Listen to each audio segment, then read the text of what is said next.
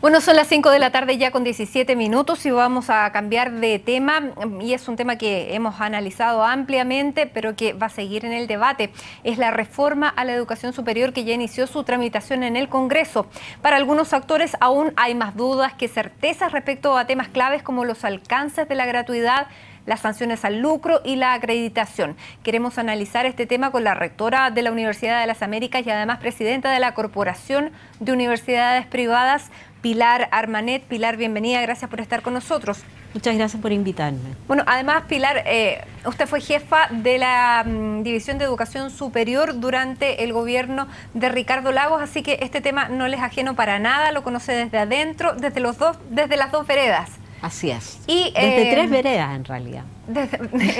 Exactamente. Y bueno, primero, ¿qué le parece el proyecto en general? Porque se ha hablado muchísimo de la gratuidad, vamos a hablar también de eso, pero usted, como entendía en educación superior, ¿qué le parece el proyecto en su conjunto que se ha enviado al Congreso y que hemos tenido en realidad poca posibilidad de analizarlo y discutirlo? Se ha hablado sobre todo de la gratuidad, pero es un tema que es mucho más amplio.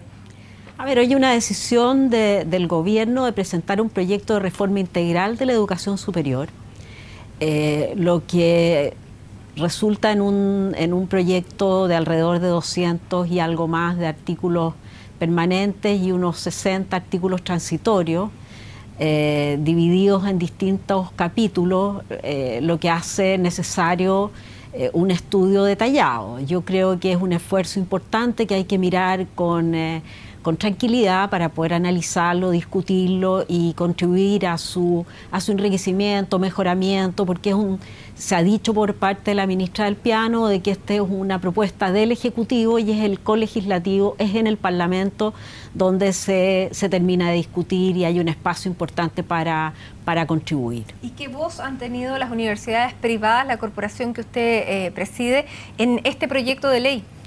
A ver, yo creo que si hay alguna crítica respecto del proceso, el proceso fue muy complejo, sobre todo en la medida en que nosotros pudimos discutir sobre minutas en las cuales no estaba definido el contexto y los grandes principios que orientan la reforma. Entonces, uno discute sobre instrumentales y los instrumentos en general tienen que responder a objetivos precisos que uno pretende cumplir. Y en consecuencia creemos que en ese momento lo que se produjo fue una tremenda polarización, porque los instrumentos no son neutros y solo una mirada de conjunto de país y del bien común hace que los instrumentos se articulen en torno a un consenso respecto del camino que queremos lograr. ¿A qué se refiere con los instrumentos? Por ejemplo, financiamiento, institucionalidad. ¿Qué es lo que se busca, por ejemplo? Si uno busca equidad y calidad y decir, ok, vamos a mantener nuestro énfasis en la cobertura, vamos a mejorar la participación de los primeros quintiles, y uno se pone de acuerdo porque en eso todos estamos de acuerdo. Y en consecuencia luego conversamos sobre gratuidad hasta qué nivel, con qué progresión. ¿Usted no es partidaria de la gratuidad universal? Yo creo que no, primero que nada porque es muy caro. Y en consecuencia la gradualidad va a ser muy larga y van a persistir otros instrumentos. Y a mí lo que me preocupa son las expectativas. Cuando hay expectativas muy potentes que se generan, se produce frustración, la frustración produce rabia, la rabia produce violencia y eso no es bueno. Y por eso yo siempre fui partidaria de definir la gratuidad para los sectores más vulnerables y crédito y becas para los sectores medios y las personas que pueden pagar que paguen. Pero estas tremendas expectativas ya se generaron, fue la promesa presidencial que sin embargo por la realidad se aplica el realismo, no se va a poder cumplir. ¿Usted teme un estallido social a partir de esto? Porque hemos visto ya a los estudiantes bastante movilizados y bastante radicalizados. Es distinto este movimiento estudiantil al del 2011 y por supuesto el del 2006. Pero es más minoritario que el desde 2011 y 2006. Yo creo que los sectores radicales son sectores minoritarios. Uno de los problemas que tenemos en las universidades es que la participación en la elección de los dirigentes es muy baja y en consecuencia la gran mayoría toma palco. respecto de los problemas que los afectan. Y en consecuencia tenemos que ser capaces de alentar una participación masiva para que la opinión de los estudiantes en general esté presente. Ahora, yo no temo estallidos sociales porque yo creo que hace mucho rato que la sociedad entendió que no había espacio con la situación económica tal cual está para avanzar con rapidez hacia niveles de gratuidad más amplios. Y en consecuencia creo que las expectativas no lograron materializarse. Creo que estuvimos en riesgo, pero logramos sobrepasar ese problema. Ahora, dentro de las universidades privadas, ¿cómo es el mecanismo que a través de este proyecto de ley las hace dialogar con el resto de las universidades? Porque las universidades privadas han sido muy criticadas desde muchos sectores, primero desde el tema del financiamiento, el lucro, la calidad de las universidades. Han sido las universidades privadas las que han tenido los grandes problemas que se han terminado, que los estudiantes han terminado repartidos por todas partes con, digamos, títulos que no les sirven para nada. ¿Cómo primero se hacen cargo de estas críticas y en segundo lugar, cómo entran ustedes a jugar como un actor? Porque no son pocas las universidades privadas que se mantienen en el país. A ver, yo creo que somos el sector privado, incluyendo los institutos profesionales y centros de formación técnica, somos la mayor, tenemos más del 50% de los estudiantes chilenos. Y en consecuencia creemos que, si bien es cierto, el proyecto contempla una disposición que sugiere o fomenta la creación de instancias de coordinación, yo creo que habría sido muy importante que las universidades en general tuvieran, las universidades acreditadas, yo creo que si se pasan todos los procesos de acreditación, existe una garantía de calidad y de fe pública de esa calidad, y esas instituciones tienen derecho a una voz dentro del sistema. Pero un título de una de las universidades que está dentro de la Corporación de Universidades Privadas, del CUP, ¿es equivalente en calidad a un título de la misma carrera en una universidad del CRUT? Por supuesto que sí. O sea, lo que nosotros tenemos en muchas de las universidades, la nuestra en particular, tenemos más del 50-60% de los estudiantes que cursan estudios en carreras acreditadas, además, no solo universidades acreditadas. Y ahí lo que se establece es el perfil de ingreso y se determina si se cumple y se logra. Tenemos indicadores de empleabilidad, indicadores de titulación oportuna, de retención, etcétera. O sea, existen indicadores objetivos para medir la calidad. Y esos indicadores objetivos son los que tenemos que cumplir para poder acreditarnos. Porque, de acuerdo a sus propias palabras, usted dijo en una entrevista que las universidades privadas habían tenido un pecado de origen, un pecado de nacimiento a partir del 80, en que se liberalizó el tema de la educación y que cada uno que quería y podía fundaba una universidad privada y crecieron todas sin control. Nunca se vio la cantidad de requerimientos que eran necesarios y tampoco decir efectivamente necesitaba la sociedad tantos profesionales en ese sentido. Pago, ¿este pecado de origen en las universidades privadas o todavía no? Yo creo que se pretende pensar que tenemos un pecado original permanente. Yo creo que ese pecado original, después de 20 y tantos años de funcionamiento, debiera haber sido borrado al menos, en el sentido de que hay muchas universidades que han logrado estándares de calidad y que están entre las 15 mejores universidades de Chile, hay varias privadas.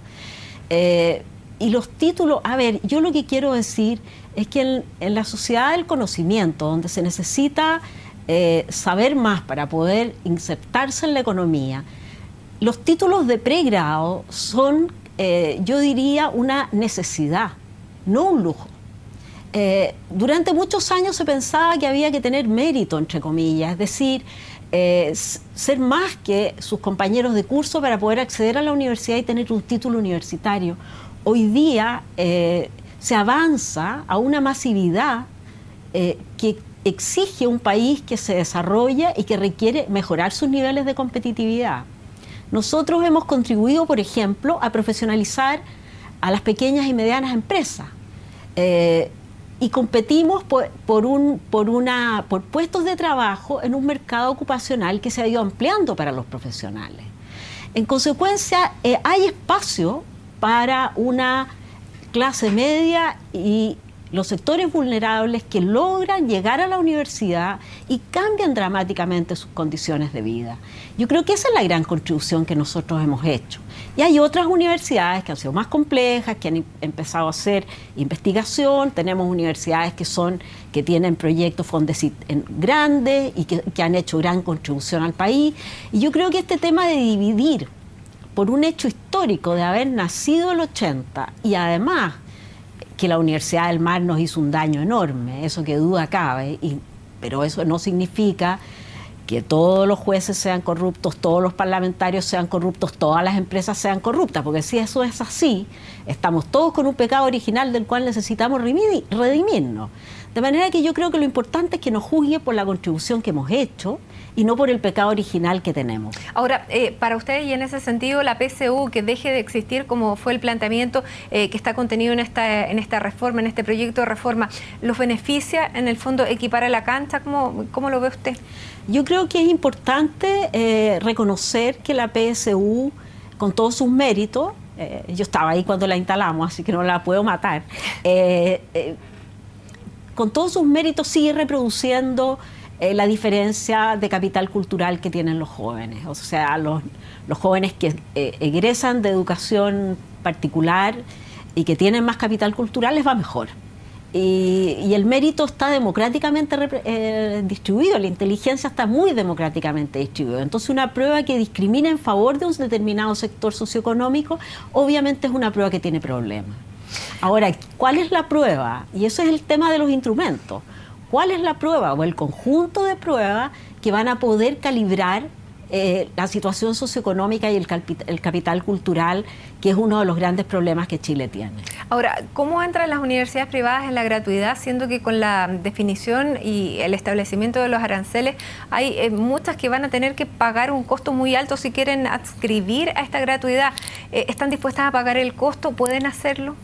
Es que eso dependerá de cada una de las instituciones y de los requisitos que se establezcan para los alumnos y para las instituciones. Porque usted decía que ahí están precisamente los quintiles más vulnerables. Ahora, las universidades que reciben a los quintiles más vulnerables suelen estar más cerca de los aranceles de referencia y en consecuencia el sacrificio no es tan grande. El problema se plantea cuando se exige un aumento de las funciones y se reduce el financiamiento. Porque claramente el arancel de referencia se calcula en función teóricamente, y eso es muy difícil de hacer. Dice que va a haber un panel de expertos. Yo creo que es muy interesante ver cómo se puede calcular los costos de proveer docencia de pregrado en instituciones que son diversas. De manera que cómo se calcula, cómo se compara. Ahora, lo que pareciera ser es que se aísla el costo docente de los demás costos de investigación y de vinculación con el medio y se evalúa el costo docente propiamente tal.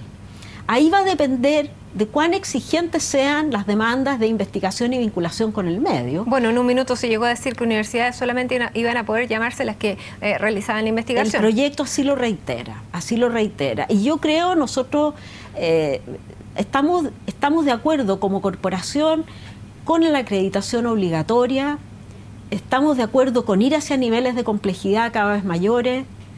Hay espacio enorme para llegar a consenso, que estamos de acuerdo con una superintendencia que controle la aplicación y el cumplimiento de las leyes. Estamos de acuerdo y yo creo que eso es lo importante y eso faltó porque creemos que es posible y todavía es posible formar un gran consenso de país en una reforma que nos importa a todos. Muy bien, Pilar Armanet, muchísimas gracias por estar con nosotros analizando el tema de la reforma educacional desde la perspectiva ahora de las universidades privadas. Este es un tema que se comienza a debatir ahora, pero que sin duda va a ser muy largo y muy, digamos, de un debate bastante exhaustivo y bastante agotador también por la complejidad del tema, así que seguiremos conversando. Muchísimas gracias por estar hoy con nosotros, Pilar. Muchas gracias.